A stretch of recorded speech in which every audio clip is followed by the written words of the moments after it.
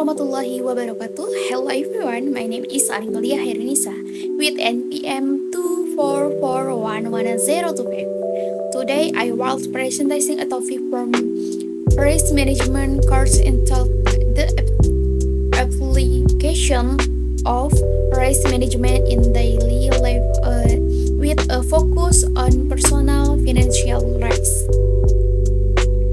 Pada kesempatan kali ini, saya akan membahas mengenai penerapan manajemen risiko dalam kehidupan sehari-hari dengan topik risiko keuangan pribadi. Manajemen risiko adalah proses mengidentifikasi, menganalisis, mengevaluasi, dan mengendalikan risiko yang dapat menghambat pencapaian tujuan. Dalam kehidupan sehari-hari, manajemen risiko sangat penting karena setiap orang pasti menghadapi berbagai ketidakpastian yang dapat menimbulkan kerugian. Salah satu risiko yang paling sering dialami adalah risiko keuangan pribadi. Pengertian risiko keuangan pribadi tersebut adalah kemungkinan terjadinya peristiwa yang dapat menyebabkan kondisi keuangan seseorang terganggu atau mengalami kerugian. Risiko ini dapat terjadi pada siapa saja, baik pelajar, mahasiswa, karyawan, maupun pengusaha. Jika tidak dikelola dengan baik, risiko keuangan dapat menyebabkan kesulitan memenuhi kebutuhan hidup, menurunnya kualitas hidup, dan juga bahkan menimbulkan masalah utang. Di sini ada jenis-jenis risiko keuangan pribadi. Dalam kehidupan sehari-hari, terdapat beberapa jenis risiko keuangan pribadi, antara lain yaitu yang pertama, ada risiko kehilangan pendapatan. Risiko ini terjadi ketika seseorang kehilangan sumber penghasilannya. Misalnya, karena pemutusan hubungan kerja, usaha mengalami kerugian, atau kondisi kesehatan yang menyebabkan tidak dapat bekerja.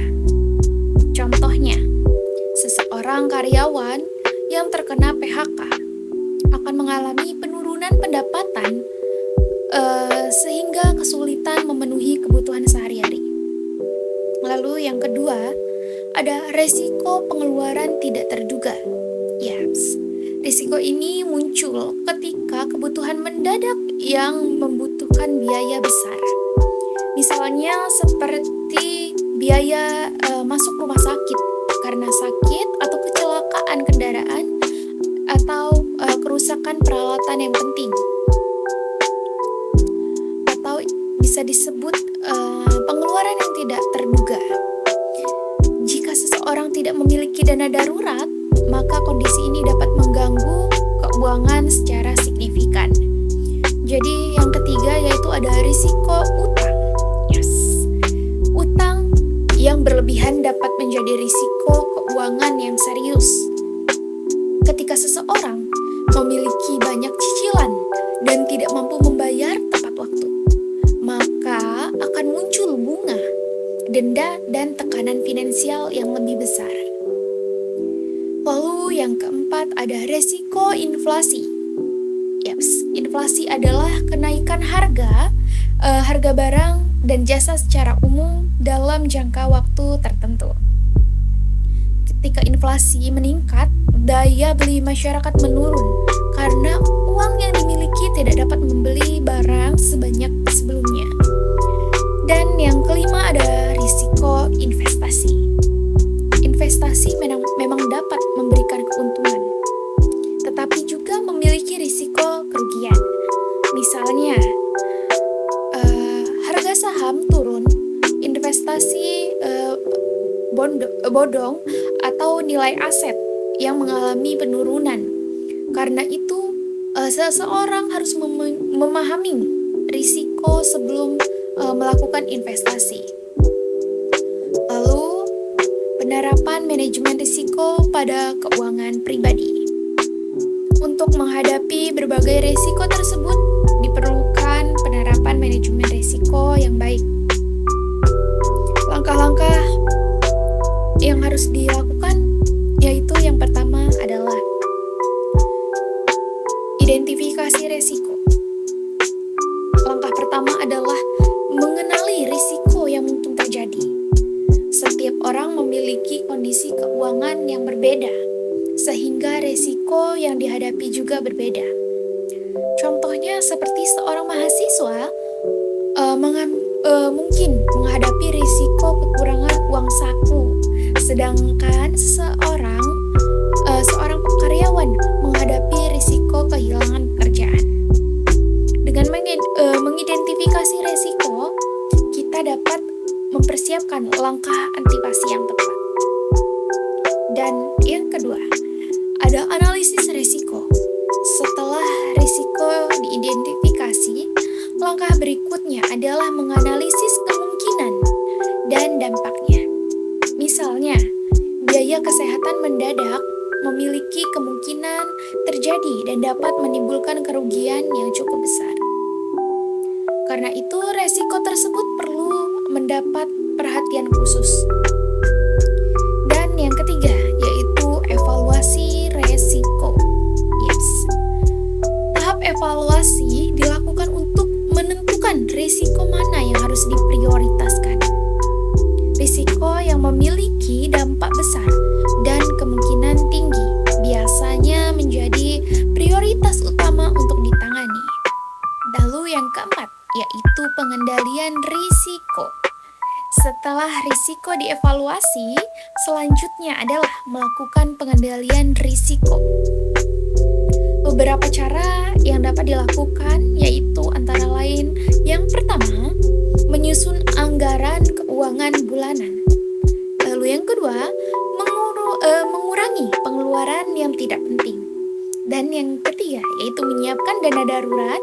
Lalu yang keempat, yaitu memiliki asuransi kesehatan atau asuransi jiwa, menghadapi untung yang lebih berlebihan, menghindari untung yang berlebihan.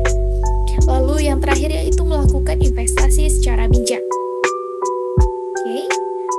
Contoh penerapan dalam kehidupan sehari-hari yaitu sebagai mahasiswa, penerapan manajemen risiko keuangan dapat dilakukan dengan cara yang pertama, bisa membuat catatan pemasukan dan pengeluaran setiap bulan. Dan yang kedua, membedakan kebutuhan dan keinginan agar pengeluaran lebih terkontrol. Dan yang ketiga yaitu menyisihkan sebagian uang untuk ditabung atau menjadi dana darurat. Dan yang keempat yaitu menghindari pembelian barang yang tidak diperlukan hanya karena mengikuti tren. Dan yang kelima, belajar mengenai investasi dan pengelolaan keuangan sejak dini. Dengan langkah-langkah tersebut, risiko keuangan dapat diminimalkan dan kondisi keuangan menjadi lebih stabil. Selanjutnya, manfaat manajemen risiko keuangan, yaitu yang pertama, ada untuk membantu mencapai tujuan keuangan. Yang kedua, mengurangi kemungkinan kerugian finansial. Yang ketiga, meningkatkan rasa aman terhadap kondisi keuangan. Yang keempat, membantu menghadapi keadaan darurat. Dan yang kelima, yaitu menghindari masalah utang yang berlebihan.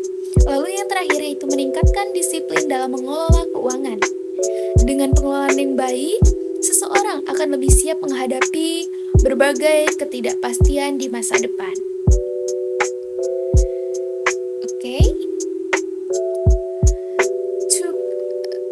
I hope this presentation has helped you understand the importance of risk management in personal finance and encourage to manage our finance more visually.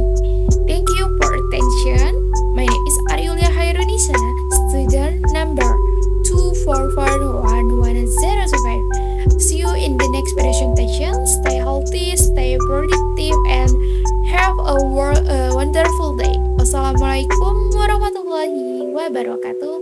Thank you and see you. Bye.